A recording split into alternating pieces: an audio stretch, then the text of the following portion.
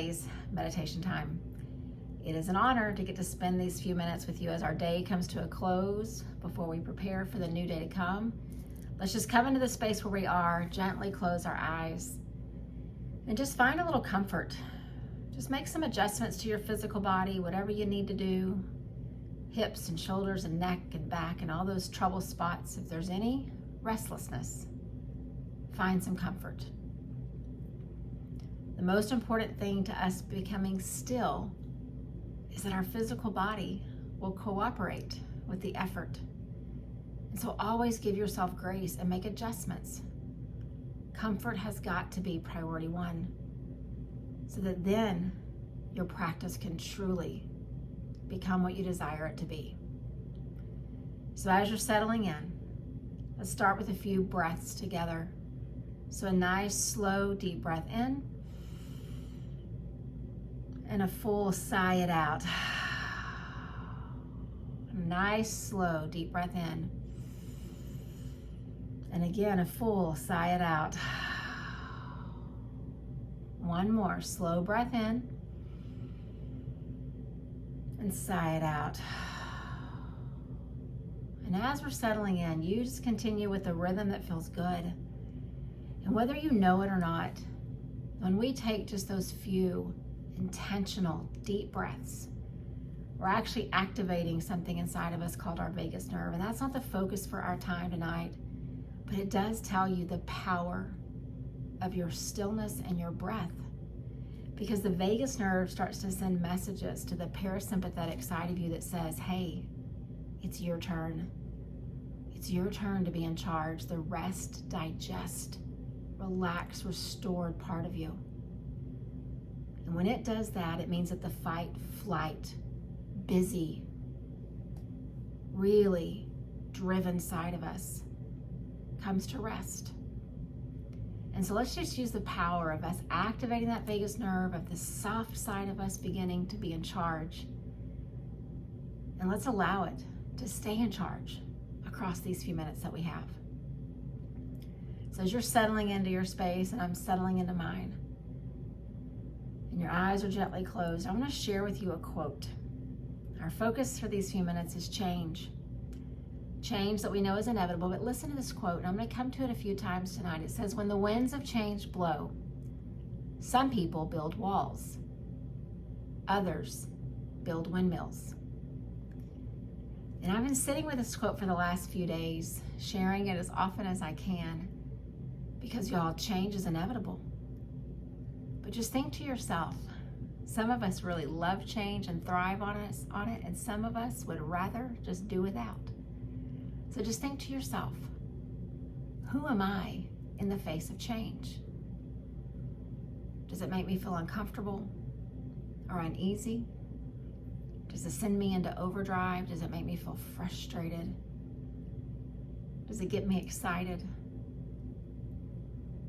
And so just take those things that you know about how you've been to this point, and let's see if we can shift how we see change across these few minutes that we have. And rather than seeing change as something that we assign to a category of good or bad, positive or negative, transformative or destructive, let's just see it as change. That something as it was is no longer the same way. Change. So very simple. And so I want you to go back to that quote, and we're going to connect the idea of change to the idea of wind. And it says, when the winds of change blow, there are those of us who put up walls, and there are those who instead build windmills. And so just think about wind for a second. And sometimes we assign wind to this category of good and bad and positive and negative, destructive and transformative. And sometimes we see wind as a nuisance. It moves things around in ways that maybe we don't want them to be moved. It disrupts plans. It sends boats off course. Sometimes it even affects the way that we drive. And then we know when the wind really picks up speed, sometimes it's destructive. And there are these acts of nature where wind causes physical harm and damage. But there are also days when it is hot in Texas and the wind is so refreshing. And it helps you just to breathe and feel a little easier where you are. And there are times that we welcome the wind. But at the end of the day, it's still just wind. So maybe we don't see it as assigning to a category of good and bad and positive and negative and destructive and transformative, but rather we just see it as wind. And then we think of the idea of the windmill. And I want to take this thing that's going to happen. Wind is going to come. I want to take this thing and I want to build something that uses it for good, that creates it into a resource for me and my planet. That's what a windmill is. What if we saw change the same way? Change is coming. For some of us, it's already here today. For some of us, it's been here a while, and for others, it's coming tomorrow. It's inevitable, just like wind. So what if when it comes, we look upon it as something that we can harness as a resource? I know that change is often uncomfortable. It moves us from a place of comfort, of familiarity, to sometimes a place that we don't know how to navigate. But what if we see that change as a resource? And just like that windmill gives life as this renewable resource to our planet, what if change could give life back to us? It could cause us to pause, to reflect, and to begin to see it as it is, not as the way we've assigned it to be. And then in that pause, we start to see it as a resource for good, just like we see the windmill. So I want to just sit for just the next couple of minutes, and then we'll come back and I'll share a tiny bit more. But I'd invite each of us just to sit in our space and just think, where have I put up the walls or the barriers, metaphorically, physically, to whatever change has come recently?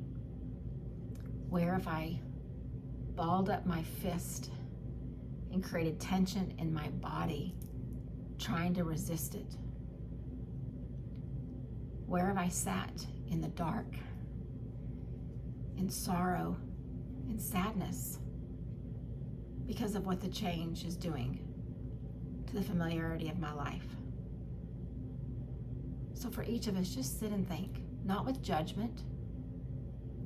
Just think, how has change manifested in my life lately, and how have I responded to it?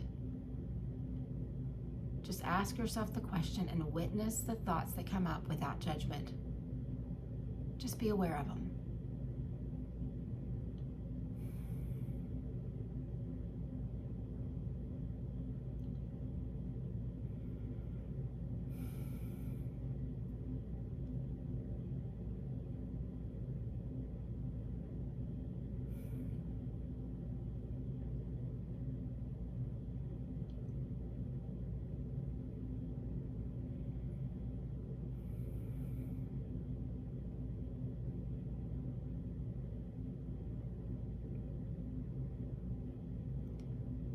And let's just check in with our breath. I know sometimes those reflections get really close to the heart, to the emotions. And so just take a deep breath in and take a deep breath out. Take a deep breath in and a deep breath out. And again, reminding that vagus nerve, I need you to be in charge. I need to rest in this moment. No fight, no flight, no freeze. Just rest. And I want to bring all that back and continue this analogy just a little bit more and give you some encouragement. For many years, I lived in the country of Denmark, which is like the windmill capital of the globe. And I was always fascinated at the way that these wind turbines were constructed and what it would do for the land and for the world at large and for the people. But I always marveled before a new windmill was constructed at how much effort it took to get all the parts there. And I did some research while I was there, and I was just amazed to learn that it takes 11 flatbed 18-wheelers to bring all the parts of one wind turbine. They come from miles all across the land, toward the sea, toward the farmland, on 11 flatbed 18-wheelers. And then it takes time to create a structure to secure it to the land or to the bottom of the sea. And little by little, the wind turbine grows until months and months later, you look up against the blue sky and you see those blades turning, harnessing that wind. I give you that analogy to tell you that when change comes and we pause to figure out how we're going to respond and how we're going to see it as a resource, it's not an overnight thing. It takes time. It takes, for lack of a better word, building infrastructure within you. Just like those 11 semi-trucks coming in with the stuff that's needed to construct, to build a base, and to reach up toward the sky with this incredible structure. And so there's not a magic timeline for how you're going to begin to embrace change. All you need to do today is just consider shifting your mindset. I don't want to put up walls. I don't want to put up barriers. I don't want to resist. I don't want to clench my fist in resistance. I want to create the idea of a windmill with whatever change is coming to me. But I also want to realize that it takes time. And each day will be a new commitment to that mindset. Moment by moment, day by day, until someday you look up months later, weeks later, whatever it is for you, and you realize how far you've come.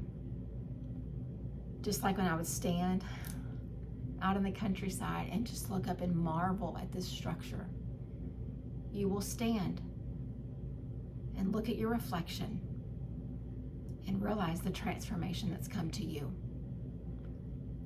All because of change from days, weeks, months, maybe years ago, that you chose not to resist. You chose not to hide away from it. Chose not to fight against it. But you chose to see it as a resource for you. So let's just check in with our breath one more time. A nice, slow, deep breath in. And let it go. One more slow, deep breath in. And let it go. And I'd invite you to end our time together and just place one hand on your heart and put the other hand on top of it. And before you commit to changing your mindset about change, first and foremost, commit to extend grace and patience to yourself. It's a process and it takes time, but it all starts with the shift in one mindset. When the winds of change blow, let's not be those who put up walls. Let's be those who begin to construct windmills. Namaste.